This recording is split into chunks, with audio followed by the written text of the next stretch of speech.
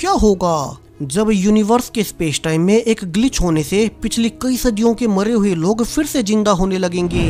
अब ये कैसे हुआ? ये अलग अलग समय काल के लोग फिर से कैसे जीवित हो गए? तो वहीं से पृथ्वी पर क्या फर्क पड़ेगा, क्योंकि अब तक तो दुनिया उन्हें भुलाकर आगे बढ़ चुकी थी। चलिए शुरू से जानते हैं आज की साईफाई मिस्ट्री सीरीज ग्लिच में। कहानी की शुरुआत एक छोटे से टाउन यूराना से होती है, जहाँ की एक टीनेजर बो जब साइकिल से अपने घर वापस जा ही रहा था कि उसे पास के कब्रिस्तान से किसी की रोने की आवाज आती है। वो देखता है कि वहाँ एक औरत बैठी हुई थी, उसने कोई कपड़े नहीं पहने, वो पूरी तरह से मिट्टी में सनी हुई रोए जा रही थी। अब वो डर के मारे एक पेड़ के पीछे छिपकर उसकी वीडियो बनाने लगता है, लेकिन अब उसे और भी कब्रों से लोग निकलते हुए नजर आते हैं। ऐसा लग रहा था मानो कब्रिस्तान के सारे ही मरे हुए लोग एक एक कर जिंदा हो रहे हों। वहीं अब तक पुलिस को भी आसपास के लोगों ने यही आवाजें सुनकर कंप्लेन कर दी। सो हेड ऑफिसर क्रिस अपने एक साथी जेम्स को कब्रिस्तान जाने को कहता है, क्योंकि वो इस वक्त उस लोकेशन के बहुत करीब था। अब ऑफिसर जेम्स जल्दी से जाकर देखता है कि यहाँ तो एक औरत बिना कपड़ों के बैठी हुई थी। वो सदमे के मारे कुछ भी नहीं बोल पा रही, ना ही उसे ये याद था कि वो है कौन और यहाँ कैसे आ गई। जेम्स जल्दी से पास के हॉस्पिटल में फोन कर मेडिकल हेल्प बुलाता है, क्योंकि उसे अब तक और भी ऐसे ही लोग दिख चुके थे जो कि सेम मिट्टी में सने हुए सदमे में घूम रहे थे। अब जल्द ही टाउन की इकलौती डॉक्टर एलिशिया आती है और जेम्स की मदद से वो एक एक कर सभी लोगों को कपड़ों में ढककर अपने हॉस्पिटल ले जाने लगती है। यहाँ कोई भी स्ट्रेंजर कुछ नहीं बोल रहा था, वे चुपचाप से गाड़ी में बैठने लगते हैं। अब इन सभी 5 लोगों को गाड़ी में डालकर एलिशिया अपने हेल्थ सेंटर ले जाती है, जो कि इस छोटे से टाउन का इकलौता हेल्थ सेंटर है। हालांकि वे इसी बीच एक और बूढ़े आदमी को पीछे ही छोड़ गए। तो वहीं अब तक टीनेजर बो, जो कि तब से यहीं छुपकर सब कुछ देख रहा था, वो उस बूढ़े आदमी को बाहर निकलते देख उसका पीछा करने लगता है। दूसरी ओर हेल्थ सेंटर में डॉक्टर एलिशिया ने अब तक सबको पानी से साफ कर कपड़े दे दिए थे। वो उनकी मेडिकल कंडीशन भी चेक करती है कि उन्हें हुआ क्या है। अब ऑफिसर जेम्स का मानना था कि ये लोग शायद से कब्रिस्तान में नशा कर रहे होंगे, सो डॉक्टर एलिशिया उन्हें बाहर न जाने दे। वे अपने बारे में कुछ बता भी नहीं रहे। इसी बीच नहाकर बाहर आई एक औरत अपनी अंगूठी से जान पाती है कि उसका नाम केट है, जबकि एक इटालियन आदमी कार्लो, जो कि इंग्लिश भाषा नहीं समझता, वो डर के मारे बाहर भागने लगता है। और जब ऑफिसर जेम्स उसे बाहर रोकने भी आया तो कार्लो को अपना कुछ पास्ट याद आने लगता है, जब वो पास्ट में किसी से जान बचाकर भागे जा रहा था। अब ऑफिसर जेम्स उसे समझा बुझाकर वापस अंदर लाता है, लेकिन यहाँ तो वो खुद ही हैरान रह गया। दरअसल नहाने के बाद बाहर आई औरत केट कोई और नहीं बल्कि उसी की पत्नी थी। जेम्स उसे देखकर स्तब्ध रह गया, क्योंकि उसकी पत्नी केट तो 2 साल पहले मर चुकी थी, तो अब वो जिंदा कैसे हो गई? ये सुनते ही डॉक्टर भी कहती है कि जेम्स को मजाक नहीं करना चाहिए, कोई मरा हुआ इंसान जिंदा कैसे हो सकता है भला? लेकिन ऑफिसर जेम्स सीरियस था। वो डॉक्टर को उनकी फोटो भी दिखाता है, जो कि हमेशा उसके पर्स में रहा करती थी। इसके अलावा वो केट के हाथ वाले निशान के बारे में बता देता है। वहीं इस केट के हाथ पर भी वही निशान बना था, यानी कि वो सच कह रहा है। जेम्स को कुछ समझ नहीं आता कि ये कैसे हो गया, जबकि केट को तो कुछ याद ही नहीं था। दूसरी ओर वो बूढ़ा आदमी, जो कि कब्रिस्तान में पीछे छूट गया था, अब वो टाउन में घूमते हुए बो को अपना पीछा करते हुए नोटिस कर लेता है और गुस्से में पूछने लगता है कि वो है कौन और यहाँ पर टाउन में इतना कुछ कैसे बदल गया। अब वो उसे रिवील करता है कि उसने उसे कब्र से उठते देखा था। अब उस बूढ़े आदमी को अपना नाम पैट्रिक याद आता है और बो से कहता है कि वो उसे कुछ कपड़े दिलवा दे। हालांकि बो अब घर जाना चाहता था, मगर पैट्रिक उसे जाने नहीं देता। वही हेल्थ सेंटर में अब तक डॉक्टर एलिशिया ने मरे हुए लोगों का सारा डेटाबेस खोल लिया था और यहाँ पर उसे केट का डेथ सर्टिफिकेट भी मिल गया, यानी कि खुद डॉक्टर ने उसे मृत घोषित किया था और उसे सबके सामने दफनाया गया था। अब केट इन सब पर भरोसा नहीं करती, सो जेम्स उसे लेकर फिर से कब्रिस्तान जाकर उसे उसकी कब्र दिखाता है। यहाँ केट का नाम तो था ही, साथ में ही कब्र पर एक छेद भी था, जहाँ से कि वो फिर से जिंदा होकर बाहर निकल आई। अब केट घबराकर कुछ देर अकेले बिताने को कहती है। वहीं जब जेम्स का दूसरा साथी ऑफिसर विक भी आता है, तो जेम्स उसे सच्चाई नहीं बताता। अब चूंकि इन लोगों में जेम्स की वाइफ केट भी थी, तो अगर उसने सबको सच्चाई बता दी तो कहीं गवर्नमेंट केट समेत बाकी सभी पर एक्सपेरिमेंट्स न करने लगे। वो डॉक्टर एलिशिया को भी फोन कर यही कहता है कि वो किसी को सच्चाई न बताए। वैसे भी उनका टाउन बहुत छोटा है, तो बाहर वाला कोई नहीं जान पाएगा कि यहाँ क्या हुआ है। ये सभी लोग मरकर जिंदा हुए और अपनी कब्रों से निकल आए। इसके अलावा डॉक्टर एलिशिया ये भी ध्यान रखे कि ये लोग बाहर सबके सामने न चले जाएं। वहीं अब तक इन स्ट्रेंजर्स को धीरे धीरे अपना नाम और कुछ कुछ अपना पास्ट याद आने लगा था। वहीं जेम्स केट से कहता है कि वो बहुत खुश है कि वो वापिस आ गई। जब 2 साल पहले उसकी कैंसर से मौत हो गई थी तो वो बहुत टूट गया था। दूसरी ओर बो ने अब तक पैट्रिक को कपड़े पहना दिए थे, लेकिन पैट्रिक को अभी अपना पास्ट याद नहीं आता। और तभी उन्हें मेन रोड पर उसका एक स्टैचू दिखाई देता है और वे ये देखकर हैरान रह गए कि पैट्रिक असल में 150 साल पहले इसी टाउन का पहला मेयर बना था, यानी कि वो 150 साल बाद मरकर वापस जिंदा हो गया। दूसरी ओर एलिशा के साथ मिलकर जेम्स और केट डिस्कस करने लगते हैं कैसे वे उन सभी के एग्जिस्टेंस को बाहर की दुनिया से छिपा कर रखें। तो यहाँ से फैसला किया जाता है कि ऑफिसर जेम्स और डॉक्टर एलिशा अब से सबको यहीं बंद रखेंगे। हालांकि वहीं इटालियन कार्लो फिर से हॉस्पिटल से भाग गया और उसे बाहर वहीं दूसरा ऑफिसर विक पकड़ लेता है, ये सोचकर कि वो कोई चोर होगा। हालांकि अभी उसे भी नहीं पता कि कार्लो मरकर जिंदा हुआ है। यहाँ कार्लो को अब जेल से अपना पास्ट याद आने लगता है, जब वो अपने भाई के साथ सिविल वॉर से बचते हुए यहाँ भाग आया था और पुलिस ने उन्हें जेल में ठूंस दिया। तब दोनों ही भाइयों की जेल में मौत हो गई थी। कार्लो को अब सब याद आ चुका था। जल्द ही जेम्स भी पुलिस स्टेशन आकर कार्लो को छुड़ा लेता है और वो उसे वापस से हॉस्पिटल लाकर एक औरत मारिया जो कि थोड़ी बहुत इटालियन समझ सकती थी, वो कार्लो की बातों को सबको ट्रांसलेट करने लगती है। कैसे कार्लो अपने भाई के साथ सिविल वॉर से भागकर यहाँ पहुँचा था, मगर यहाँ भी उन पर बहुत अत्याचार हुए। यहाँ उनका घर टाउन के थोड़े ही बाहर था। सो अब इन सभी को वेरीफाई करने के लिए जेम्स कार्लो को लेकर टाउन के बाहर जाने लगता है, लेकिन जैसे ही उनकी गाड़ी टाउन के ब्रिज से बाहर जाने लगी कि अचानक कार्लो की आंखों से खून आने लगता है। जेम्स जल्दी से गाड़ी भी रोकता है, मगर कार्लो दर्द से चिल्लाए जा रहा था और वो ब्रिज के दूसरी ओर जाते ही फिर से मारा गया। उसकी पूरी बॉडी डिकम्पोज हो गई। जेम्स की आंखों के सामने ये सब हो गया और वो कुछ नहीं कर सकता था। वो हैरानी में पीछे बची मिट्टी को लेकर वापस एलिशा के पास आता है और उसे सब बताता है। यहाँ दोनों ही हैरान थे कि ये क्या हुआ। अब सुबह जब केट और जेम्स एक साथ बैठे थे तो केट कहती है कि उसे अपना पूरा पास्ट याद आ चुका है और क्यों न वो उसके साथ अपने पुराने घर चले। लेकिन जेम्स कहता है कि अभी केट को एलिशा के साथ बाकी लोगों के पास रहना चाहिए। दरअसल उसके केट को घर न ले जाने का कारण कुछ और ही था। जेम्स जब फ्रेश होने घर वापस आता है तो रिवील हुआ कि जेम्स ने तो दूसरी शादी कर ली थी और उसकी दूसरी पत्नी सहरा भी प्रेग्नेंट भी है। यहाँ जेम्स इसलिए भी परेशान था कि सहरा असल में केट की ही बेस्ट फ्रेंड हुआ करती थी और केट की मौत के बाद जेम्स ने सहरा से ही शादी कर ली, तो वो उसके बारे में केट को कैसे बताए। वहीं कब्रिस्तान से थोड़ी ही दूर एक और आदमी ऐसे ही जमीन से निकलता है। यहाँ उसकी ग्रेव पर कोई बोर्ड भी नहीं था, यानी कि उसे मारने के बाद किसी ने उसे ऐसे ही गाड़ दिया होगा। तो जल्द ही उसकी जानकारी जेम्स तक भी पहुँच गई कि एक मिट्टी में सना आदमी टाउन में घूम रहा है और जेम्स समझ गया कि ये भी कोई मरा हुआ आदमी ही होगा जो कि अपनी कब्र से निकल आया। यहाँ जेम्स जब उसे लेने भी जाता है तो बाकी लोगों के उलट यह आदमी कुछ ज्यादा ही एग्रेसिव था, तो जेम्स को उसे हैंडकफ्स लगाकर बाहर निकलना पड़ता है। दूसरी ओर हॉस्पिटल में एक मेंबर क्रिस्टी के पैर में चोट आ गई। उसमें इन्फेक्शन भी काफी ज्यादा बढ़ चुका था, यानी कि उसे जल्द से जल्द मेन शहर के हॉस्पिटल में ले जाना पड़ेगा। वहीं अब तक जेम्स उस नए आदमी के साथ आ चुका था। सो डॉक्टर एलिशिया अब जेम्स और कुछ और लोगों के साथ क्रिस्टी को शहर में ले जाने लगते हैं। लेकिन अब इस बार भी जब जेम्स की गाड़ी उस मेन ब्रिज के पास पहुंची तो जो भी लोग मरकर जिंदा हुए थे वे सभी फिर से बीमार पड़ने लगे। जेम्स ब्रिज के पास आते ही रियलाइज कर लेता है कि ये लोग इस टाउन की बाउंड्री से बाहर नहीं जा सकते। इसी बाउंड्री के बाहर जाते ही कार्लो मारा गया था। सो जेम्स जल्दी से गाड़ी को वापस पीछे लाता है और उसकी थ्योरी बिल्कुल सही थी। वापस टाउन की बाउंड्री में आते ही बाकी सब लोग फिर से नॉर्मल होने लगे, यानी कि अब से ये लोग सिर्फ इस छोटे से टाउन में रह सकते हैं। अगर उन्होंने यहाँ की बाउंड्री से बाहर पैर भी रखा तो वे फिर से मारे जाएंगे, जैसा कि कार्लो के साथ हुआ था। दूसरी ओर पैट्रिक और बो की अब तक दोस्ती हो चुकी थी। यहाँ पैट्रिक को भी अपना पास्ट याद आने लगा था और वो बो को कहता है कैसे वो इस टाउन का पहला मेयर था। उस वक्त वो गरीब लोगों को लूटता था और खुद ऐश करता था।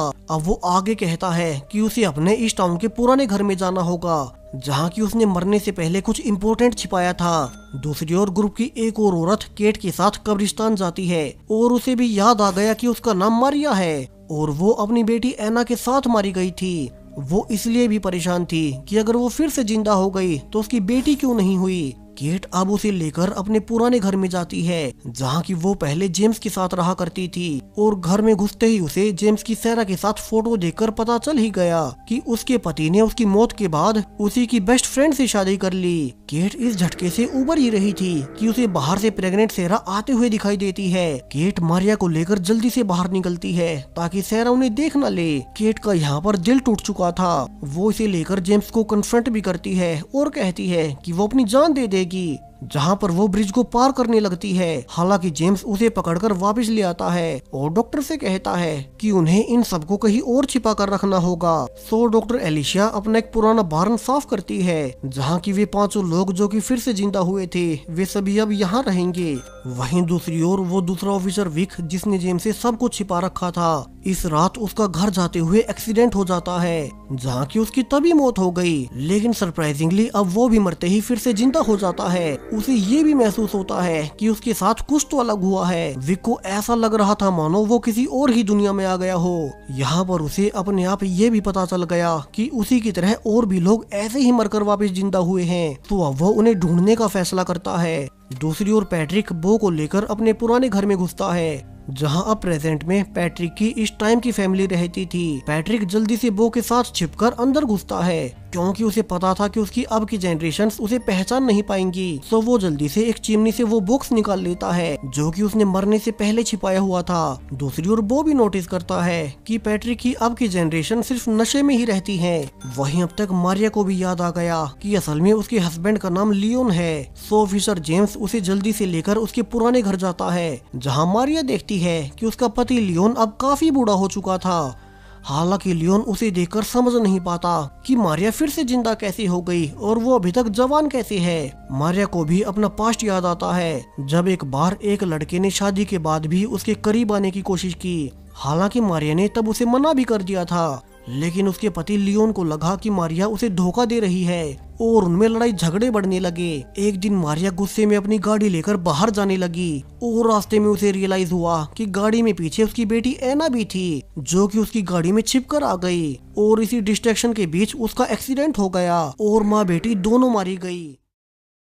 मारिया को अब सब कुछ याद आ चुका था। वो अपनी बेटी के लिए बहुत दुखी थी। तो वहीं जेम्स अकेले में केट से मिलता है और उसे समझाता है कैसे उसकी मौत के बाद वो बहुत अकेला हो गया था, इसीलिए उसकी बेस्ट फ्रेंड सैरा में उसे एक साथी नजर आया और उसने उससे शादी कर ली। लेकिन अब जब केट वापस आ गई है तो वो उसे भी नाराज नहीं देखना चाहता। केट भी समझ गई कि जेम्स इतना भी गलत नहीं है। जेम्स अब केट को लेकर लेक के किनारे बने घर पर ले जाता है। वो कहता है कि अब ये घर उसका और केट का होगा, वे दोनों यहाँ पर अकेले अच्छे से रह सकेंगे। वही जेम्स सैरा को पता नहीं चलने देगा कि केट के साथ उसका एक दूसरा घर भी है। केट भी इससे खुश थी और दोनों इतने सालों के बाद फिर से इंटीमेट हो जाते हैं। दूसरी ओर ऑफिसर विक जो कि एक्सीडेंट में मरने के बाद फिर से उठ गया था, वो अब मारिया के पास जाता है जो कि अपनी बेटी की कब्र पर रोए जा रही थी। वो उसे वादा करता है कि वो उसकी बेटी को भी जिंदा कर देगा, उसे बस उसका साथ देना है। मारिया अब अपनी बेटी के लिए कुछ भी करने को तैयार थी और विक इसी का फायदा उठाता है। दूसरी ओर अब तक एक और मेंबर क्रिस्टी को अपना पास्ट याद आ रहा था, कैसे टाउन की लेक में उसे डुबाकर किसी ने जान से मार दिया था। सो क्रिस्टी अब जेम्स से भी कहती है कि वो उसके कातिल को ढूंढने में उसकी मदद करे क्योंकि उसे उसकी शक्ल अभी तक याद नहीं थी। तो वहीं अब तक बो के द्वारा जेम्स को ये भी पता चल गया कि एक पैट्रिक नाम का बूढ़ा आदमी भी है जो कि उनसे उस रात पीछे छूट गया था। सो जेम्स उसे अपने साथ लेने जाता है। अब शुरू में तो पैट्रिक इसके लिए मना भी करता है, मगर जेम्स की उसे ये बताने पर कि उसके जैसे और भी लोग उन्हीं के पास हैं जो कि मरकर जिंदा हुए, तो पैट्रिक फाइनली उसकी बात मान ही गया। पैट्रिक अब बाकी लोगों के पास आकर अपने उसी बॉक्स को तोड़ने लगता है जो कि उसने अपने पुराने घर से चुराया था। दूसरी ओर मारिया ने अब तक विक को अपने बाकी साथियों की लोकेशन बता दी क्योंकि विक ने उसे बदले में उसकी बेटी को रिवाइव करने का प्रॉमिस किया था। लेकिन अब उनकी लोकेशन जानने के बाद विक अब मारिया को ही जान से मार देता है और यहाँ से रिवील होता है कि उसके इरादे तो कुछ और ही थे। जब से वो मरने के बाद फिर से रिवाइव हुआ, उसे कुछ ऐसा पता चला जिसकी वजह से वो उन सभी लोगों को मार डालेगा जो कि मर कर जिंदा हुए थे। मगर ऐसा क्यों, इसका राज कहानी में आगे खुलेगा। वहीं जेम्स और क्रिस्टी पुरानी न्यूज से पता करते हैं कि क्रिस्टी को मारने वाला उसका बॉयफ्रेंड ही था, जिसे कि बाद में 10 साल की सजा भी हुई और अब तो वो अपनी सजा पूरी करने के बाद बाहर निकल चुका है। सो क्रिस्टी जल्दी से उसका नंबर निकालकर उसे फोन करती है। उसके बॉयफ्रेंड की उम्र अब तक काफी ज्यादा बढ़ चुकी थी और उसे शुरू में हैरानी भी हुई कि क्रिस्टी तो मर गई थी। सो क्रिस्टी उसे सब कुछ साफ साफ बताने के लिए आज रात लेक पर मिलने को कहती है ताकि उससे आमने सामने बातें कर सके। सो शाम को अब क्रिस्टी का पुराना बॉयफ्रेंड उसे देखने आता है और उसे यकीन नहीं होता, ना सिर्फ क्रिस्टी अब तक जिंदा थी बल्कि उसकी उम्र भी पहले जितनी ही है। सो अब वो उसे रिवील करने लगता है कि उसने कभी क्रिस्टी को मारा ही नहीं था, बल्कि वो तो उसे बचाने ही आया था जब वो पानी में डूब रही थी। लेकिन पुलिस ने उसकी एक नहीं सुनी, उसने बेवजह में 10 साल जेल में बिताए और उसकी पूरी लाइफ खराब हो गई। हालांकि अब क्रिस्टी को जिंदा देख वो और गुस्से में था क्योंकि वो तो मरी भी नहीं थी। अब उसकी यही बातें सुनने के बाद क्रिस्टी को भी याद आता है कि उसे मारने वाला आदमी उसका बॉयफ्रेंड नहीं था बल्कि उसके हाथ पर एक टैटू बना हुआ था। सो अब उसे अपने रियल किलर को ढूंढना होगा जो कि उसकी मौत के बाद भी बच निकला और उसी के बॉयफ्रेंड को फंसा दिया। वहीं पैट्रिक अपने बॉक्स से एक ड्रेस और अपनी वसीयत निकालता है। दरअसल ये ड्रेस उसकी एक नौकर की थी जिसके साथ पैट्रिक का अफेयर चल रहा था, लेकिन चूंकि उस वक्त तक व्हाइट लोग ब्लैक लोगों के साथ नहीं रह सकते थे तो इसीलिए पैट्रिक की फैमिली को उसके अफेयर के बारे में पता चलते ही उन्होंने उसे जान से मार दिया। अब पैट्रिक अपने उसी नौकर का घर ढूंढने पर पता करता है कि वहीं टीनेजर बो जो कि अब तक उसका साथ दे रहा था वो भी असल में उसकी नौकर की फैमिली ट्री से ही है, क्योंकि उस वक्त पैट्रिक से वो औरत प्रेग्नेंट हो गई थी, यानी कि वो भी खुद पैट्रिक का ही वंशज है। अब पैट्रिक उसे यकीन दिलाता है कि उसकी सारी धन दौलत और जायदाद जो कि अभी उसके करंट वंशजों के पास है वो उसमें से उसे आधा हिस्सा भी दिलवा देगा। दूसरी ओर केट भी अब गिल्ट के चलते सैरा के सामने चली ही जाती है। शुरू में तो सैरा को भी यकीन नहीं हुआ कि केट वापस कैसे जिंदा हो गई और वो उसे गले भी लगाती है, मगर जल्द ही वो प्रॉब्लम शुरू हुई जिसके बारे में शुरू से केट डर रही थी। यहाँ सैरा और केट आपस में जेम्स के लिए लड़ने लगती है। केट गुस्से में थी कि सैरा उसकी दोस्त होने के बावजूद उसकी मौत के 1 साल के अंदर जेम्स से शादी कर ली, जबकि अब सैरा डर रही थी कि कहीं जेम्स केट के पास ना चला जाए। अब जेम्स दोनों को शांत करते हुए कहता है कि वो दोनों से बराबर प्यार करता है और वो किसी को नहीं छोड़ेगा। दूसरी ओर विक ने अब तक उन लोगों का ठिकाना ढूंढ लिया था जहाँ की मरने के बाद जिंदा हुए लोग रहते थे, और जेम्स जब उसे कन्फ्रंट भी करता है तो विक कहता है कि अभी जेम्स को अंदाजा तक नहीं है कि उनके यूनिवर्स पर कितना बड़ा खतरा मंडरा रहा है। जो भी लोग मरकर जिंदा हुए हैं उन्हें जल्द ही जान से मारना होगा वरना पूरी दुनिया तबाह हो जाएगी। यहाँ विक अब जेम्स को सारी सच्चाई बता पाता उसके पहले ही एलिशिया आकर उसकी बातों को काट देती है और टॉपिक बदल देती है, यानी कि डॉक्टर एलिशिया जेम्स समेत बाकी सबसे ऐसा कुछ छिपा रही है जो कि वो उन सब के बारे में पहले से जानती थी। यहाँ विक अब उनसे नजरें चुराकर पैट्रिक के पीछे उसे मारने भागने लगता है क्योंकि पैट्रिक भी मरकर जिंदा हुआ था। हालांकि इसी बीच खुद विक का पैर टूट गया। इसी दौरान जेम्स विक की गाड़ी में भी देखता है कि उसमें मारिया की बॉडी पड़ी थी, यानी कि उसने तो मारिया को ऑलरेडी जान से मार दिया। अब मामला सीरियस हो चुका था। सो जेम्स अपने साथी ऑफिसर क्रिस को सब कुछ बता ही देता है और वो उसे डॉक्टर एलिशिया की जानकारी निकलवाने को कहता है क्योंकि डॉक्टर एलिशिया ने ही विक को उसकी पूरी सच्चाई बताने से रोका था। वहीं घायल ऑफिसर विक जो कि जेम्स की कैद में था वो बाद में आए मेंबर जॉन से कहता है कि वे सब असल में मारे जा चुके हैं और अब उनका फिर से जिंदा होना नॉर्मल नहीं, तो उन्हें ही एक साथ मिलकर बाकी सबको मारना होगा वरना इसे इस यूनिवर्स का स्पेस टाइम बिगड़ने लगेगा और सब कुछ खत्म हो जाएगा। जॉन को अब उसकी बातें सही लगती है और वे अब मौका पाकर केट समेत बाकी सभी लोगों को पकड़कर अपनी गाड़ी में डालकर उस ब्रिज के पार ले जाने लगते हैं ताकि उसके पार जाते ही वे सब मारे जाएं। यहाँ जेम्स और डॉक्टर एलिशिया उनका पीछा भी कर रहे थे और बिल्कुल आखिरी वक्त पर जब विक केट को पकड़कर ब्रिज के पार ले जा रहा था कि जेम्स आकर उसे गोली मार देता है। यहाँ बाकी सब तो मरना ही नहीं चाहते थे तो खुद जॉन अकेला ही ब्रिज को पार करने लगता है ताकि कम से कम उसकी वजह से दुनिया तबाह ना हो। हालांकि डॉक्टर एलिशा उसे भी रोक लेती है। वो असल में एक ऐसा रास्ता ढूंढना चाहती थी जिससे कि मरे हुए लोग जिंदा ही रहे और कोई गड़बड़ भी ना हो। जेम्स तुरंत भागकर हॉस्पिटल जाता है जहाँ की सैरा उसके बच्चे को जन्म दे रही थी और सैरा फाइनली एक हेल्दी बेबी गर्ल को जन्म देती है। हालांकि इसी बीच सैरा की खुद की हालत बहुत खराब हो गई, सो डॉक्टर्स उसका ऑपरेशन करने लगते हैं। अब कुछ घंटों बाद डॉक्टर्स जेम्स को रिवील भी करते हैं कि उनके ऑपरेशन के दौरान सैरा ने कुछ देर के लिए दम तोड़ दिया था, मगर अजीब कारणों से उसमें फिर से सांसें आने लगी। अब ये सुनकर जेम्स को लगा कि ये तो नॉर्मल ही होगा,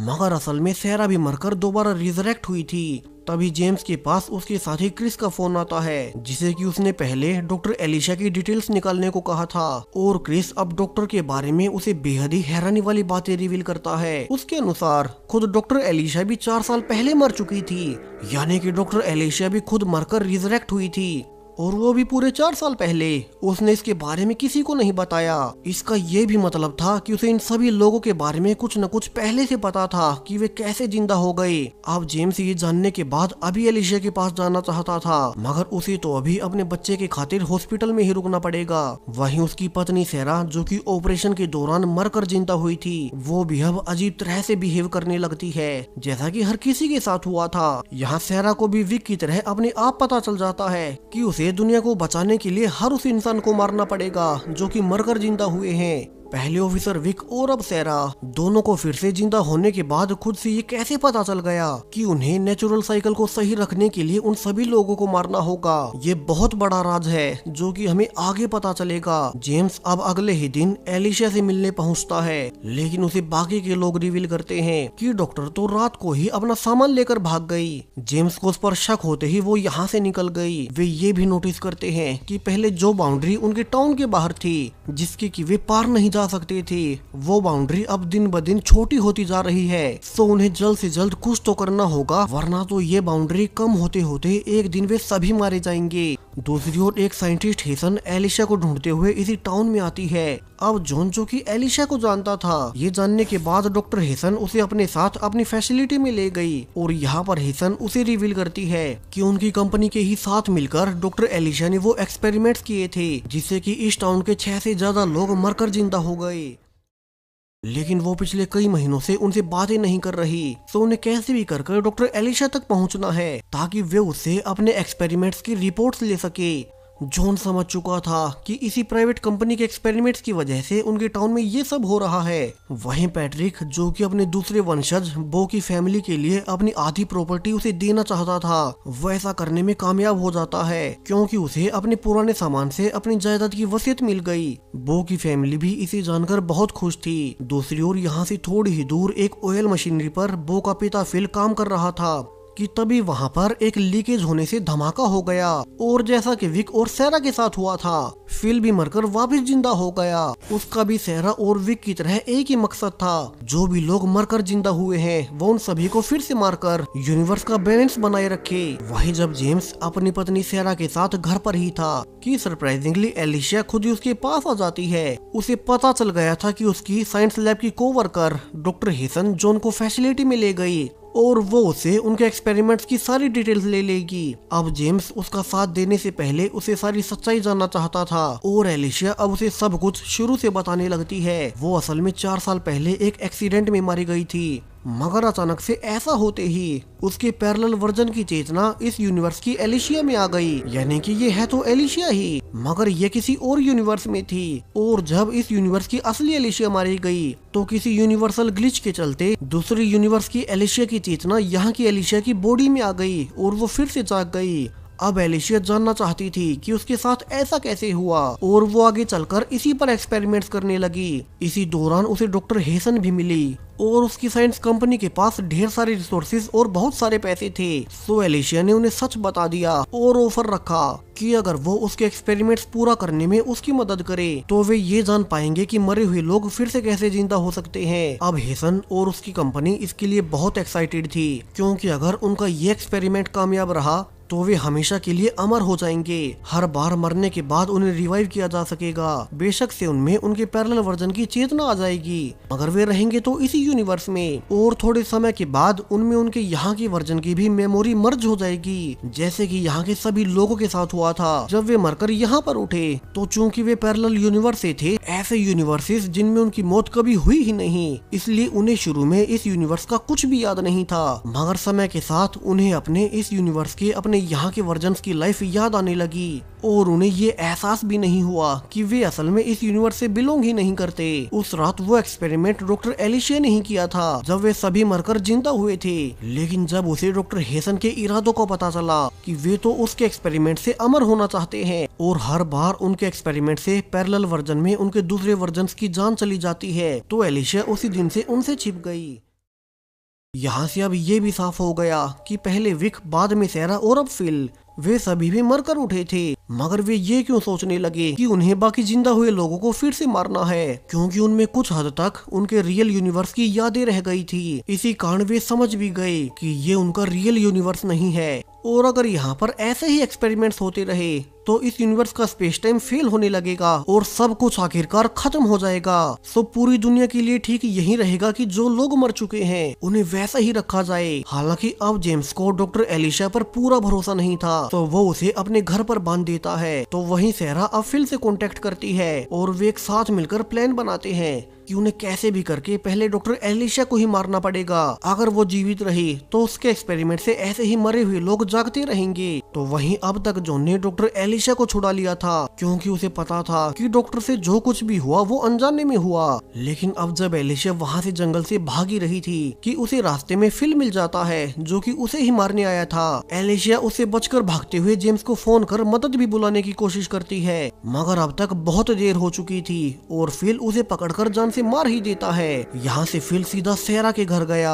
क्योंकि पुलिस ऑफिसर जेम्स का घर होने से किसी को यहाँ पर शक भी नहीं होगा। और फिल खुद को साफ कर अपने कपड़े वहीं छिपा देता है। वो सेरा को भी कहता है कि अब उन्हें एक एक कर फिर से जिंदा हुए सभी लोगों को जान से मारना होगा, और सेरा भी इसके लिए तैयार ही थी। तो वहीं लेक हाउस में हर कोई डर चुका था। वे जानते थे कि डॉक्टर एलिशा को मारने के बाद कोई उन्हें भी मार सकता है, और अभी तो उन्हें सिर्फ डॉक्टर हेसन पर ही शक था, क्योंकि एक वही थी जो कि डॉक्टर एलिशा को ढूंढ रही थी। सब ऑफिसर जेम्स अगले ही दिन डॉक्टर हेसन को भी पूछताछ के लिए बुलाता है और उससे पूछता है कि क्या उसी ने डॉक्टर एलिशा को मरवा दिया। मगर डॉक्टर हेसन उसे रिवील करती है कि वे ऐसा भला क्यों ही करेंगे। डॉक्टर एलिशा के पास उनके पूरे एक्सपेरिमेंट की रिपोर्ट्स थी और अब तो उसकी मौत के बाद वे भी जाती रही। यहाँ से डॉक्टर हेसन जेम्स को उसकी मदद करने को भी कहती है। उसे अब तक पता चल चुका था कि जो भी लोग मरकर जिंदा हुए उन सभी की बाउंड्री टाउन से लगातार कम होती जा रही है। सो डॉक्टर हेसन के अनुसार अगर जेम्स डॉक्टर एलिशा की एक्सपेरिमेंट्स की फाइल्स उसे ढूंढ कर दे दे तो वो फिर से एक्सपेरिमेंट्स कर उस बाउंड्री को और आगे बढ़ा देगी। इसी जेम्स की पत्नी केट समेत सभी लोग जो कि मरकर जिंदा हुए थे वे सभी फिर से सेफ हो जाएंगे। हालांकि अभी के लिए जेम्स ऐसा करने से मना कर देता है, क्योंकि क्या पता डॉक्टर हेसन उस एक्सपेरिमेंट के बाद और क्या गलत कर दे। हालांकि जॉन जेम्स से छिपकर डॉक्टर एलिशा की फाइल चुरा ही लाया और वो इसे डॉक्टर हेसन को दे देता है। दरअसल डॉक्टर हेसन ने पहले ही अकेले में जॉन से बात कर उसे अपनी ओर कर लिया था। डॉक्टर हेसन अब एलिशा के एक्सपेरिमेंट्स को टेस्ट करने लगती है, कैसे वे एक स्पेशल वाइब्रेशन से मल्टीवर्स में पोर्टल खोल देंगे और उसे मरे हुए आदमी में उसके पैरेलल वर्जन की चेतना आ जाएगी और वो खुद अपने रियल यूनिवर्स में मरकर यहाँ जाग जाएगा।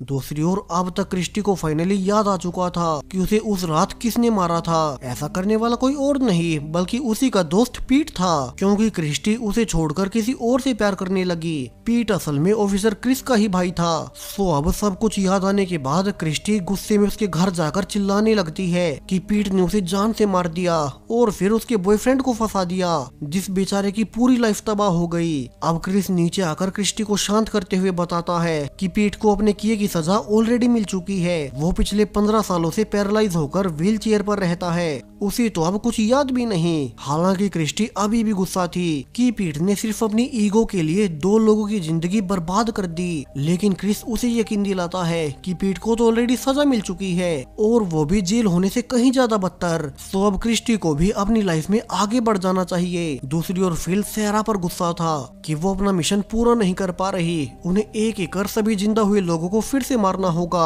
सो अब सैरा आज गन लेकर पैट्रिक को मारने निकल जाती है। वहीं पैट्रिक, जिसने जागने के बाद अपनी गलती सुधार ली थी, उसने अपने वंशज बो को अपना आधा हक दे दिया कि तभी पैट्रिक के सिर में गोली लगती है और वो वहीं मारा गया। बो उसके लिए बहुत दुखी था, जबकि दूर खड़ी सहरा भी नर्वस थी क्योंकि उसने पहली बार किसी और की जान ली थी। वो सुबह होते ही गिल्ट के चलते पैट्रिक के स्टैचू के सामने भी जाती है क्योंकि उसे अपने मिशन को पूरा करने के लिए ऐसा करना ही पड़ा। और अब तो बस थोड़े बहुत ही लोग बचे हैं जो कि मरकर जिंदा हुए। वहीं बो पैट्रिक के पास सुबह तक बैठा रहता है। पैट्रिक, जिसने दोबारा जिंदा होने के बाद अपना काम पूरा कर लिया, जबकि जेम्स अब ये जानने के बाद कि किसी ने पैट्रिक को भी मार दिया, वो बाकी लोगों से कहता है कि उन्हें सतर्क होकर कहीं और छिपना होगा। कोई ऐसा तो जरूर है जो कि उन्हें ही मार रहा है। दूसरी ओर अब तक डॉक्टर हेसन ने उस एक्सपेरिमेंट की पूरी तैयारी कर ली थी जिससे कि वो इन लोगों की टाउन वाली बाउंड्री को फिर से आगे बढ़ा पाएगी। सो वे अब शाम होते ही उसी ग्रेवयार्ड में जाकर अपने एक्सपेरिमेंट शुरू करने लगते हैं कि तभी उनके पास 3 और लोग आते हैं जो कि रिवील करते हैं कि उन्हें मारने वाले कोई और नहीं बल्कि फिल और सैरा ही थे, जो कि अभी भी उनका पीछा कर रहे हैं। और तभी फिल आकर उनसे लड़ने लगता है। वहीं केट, जो कि उनसे बचकर भाग रही थी, वो नोटिस भी करती है कि उनकी टाउन वाली बाउंड्री अब और ज्यादा छोटी हो गई। अब तक सैरा भी उसे मारने आ चुकी थी, लेकिन पीछे से जेम्स आकर उसे रोकने को कहता है। वो पूछे जा रहा था कि सैरा ये सब क्यों कर रही है कि पीछे से फिल आकर अब जेम्स पर टूट पड़ता है ताकि सैरा केट को जान से मार सके। यहाँ सैरा अब बड़ी आसानी से केट को गोली मार सकती थी, लेकिन वो ऐसा नहीं कर पाती क्योंकि वो उसके अपने यूनिवर्स में भी जेम्स और केट की ही काफी अच्छी दोस्त थी। अब सैरा को ऐसे रुके हुए देख फिल खुद ही उसे गोली मार देता है क्योंकि सैरा खुद भी मरकर वापस जिंदा हुई थी। केट और जेम्स सैरा को बचाने की भी कोशिश करते हैं मगर वे कुछ नहीं कर पाए और सैरा ने दम तोड़ ही दिया। दूसरी ओर हेसन अब अपने एक्सपेरिमेंट को पूरा करते हुए उस इनविजिबल बाउंड्री को एक्सटेंड कर ही देती है, यानी कि अब केट, जॉन, क्रिस्टी और चार्ली ये तीनों फिर से नॉर्मली रह पाएंगे। हालांकि उन्हें अब तक ये अंदाजा नहीं था कि उन्होंने ये दूसरा एक्सपेरिमेंट पूरा करके कितनी बड़ी गलती कर दी। फिल जेम्स को रिवील भी करता है कि वो असल में इस यूनिवर्स का है ही नहीं बल्कि दूसरे पैरेलल यूनिवर्स का फिल है, जिसे कि पता चला कि अगर यहाँ मरे हुए लोगों में उनके पैरेलल वर्जन्स आते रहे तो उनकी ये पूरी दुनिया खत्म हो जाएगी। मल्टीवर्स में ट्रेवल करना कहीं से भी नेचुरल नहीं है और उन सभी को इस यूनिवर्स का स्पेस टाइम कभी नहीं स्वीकारेगा। वे टीवी न्यूज में भी देखते हैं कि अब अचानक से पूरी दुनिया भर में अलग अलग आपदाएं आने लगी। चारों ओर आग लगना शुरू हो चुकी थी, यानी कि जब शुरू में मरे हुए लोग जिंदा भी हो गए तो यूनिवर्स उस बाउंड्री को घटाता रहा जिससे कि वे अपने आप मारे जाएं और यूनिवर्स के स्पेस टाइम का बैलेंस फिर से पहले जैसा हो जाए। लेकिन डॉक्टर हेसन ने दोबारा एक्सपेरिमेंट्स कर उस बाउंड्री को ही हटा दिया जिससे कि अब पूरा यूनिवर्स ही क्रम्बल करने लगा है। ये सब देखकर जेम्स भी समझ चुका था कि अगर उन्हें पूरी दुनिया को बचाना है तो जो भी लोग मरकर जिंदा हुए थे उन्हें फिर से मारना पड़ेगा। पहले ऑफिसर विक, फिर फिल और आखिर में सैरा। वे असल में गलत नहीं थे, वे तो बस इस यूनिवर्स को बचा रहे थे। उन्हें इस यूनिवर्स में आते ही पता चल गया कि ये सब नेचुरल नहीं है। अब आखिर में जेम्स, केट और बाकी लोगों को सब सच बता देता है और उनसे यूनिवर्स को बचाने को कहता है, जिसके लिए उन्हें अपनी इस नई लाइफ को गंवाना पड़ेगा। वे भी समझ गए कि जेम्स सच कह रहा है। पूरी दुनिया में हर ओर तबाही आनी शुरू हो गई और एक भयंकर आग उनके इस टाउन की ओर ही बढ़ रही है जो कि जल्द ही सब कुछ नष्ट कर देगी। उनकी वजह से हर कोई मारा जाएगा। हालांकि ऑफिसर क्रिस उन्हें रुकने को भी कहता है मगर अब तक सबने फैसला कर लिया था कि वे नेचर के खिलाफ नहीं जा सकते। वे सभी अब आग के पास जाते ही एक एक कर फिर से डिकम्पोज होने लगते हैं। क्रिस रोते हुए देखता है कि जैसे हुए मरे हुए लोग फिर से डिकम्पोज हो गए। अचानक से आसमान गरजने लगा और एक तेज बारिश होने से सारी जंगली आग फिर से बुझने लगी। अब तक पूरी दुनिया फिर से नॉर्मल होने लगी थी क्योंकि अब सब कुछ पहले जैसा हो चुका था। आखिर में जेम्स अब अकेला ही अपनी बेटी के पास बचा। सैरा को तो फिल ने मार दिया था तो बाद में केट को भी अपना सैक्रिफाइस देना पड़ा और जेम्स आखिर में अकेला अपनी बेटी के साथ इस टाउन को हमेशा के लिए छोड़कर दूर शहर में अपने पेरेंट्स के पास चला गया। अब वो उन्हीं के पास रहकर अपनी बेटी को पालेगा। उन्हें दुनिया को बचाने के लिए ये कीमत तो चुकानी ही थी। और इसी होपफुल एंडिंग के साथ ये पूरी सीरीज यहीं पर खत्म हो जाती है। तो सीरीज कैसी लगी अपनी राय कमेंट्स में बताते जाएं। साथ ही चैनल को सब्सक्राइब करें और भी ऐसे ही वीडियोस के लिए। Thank you.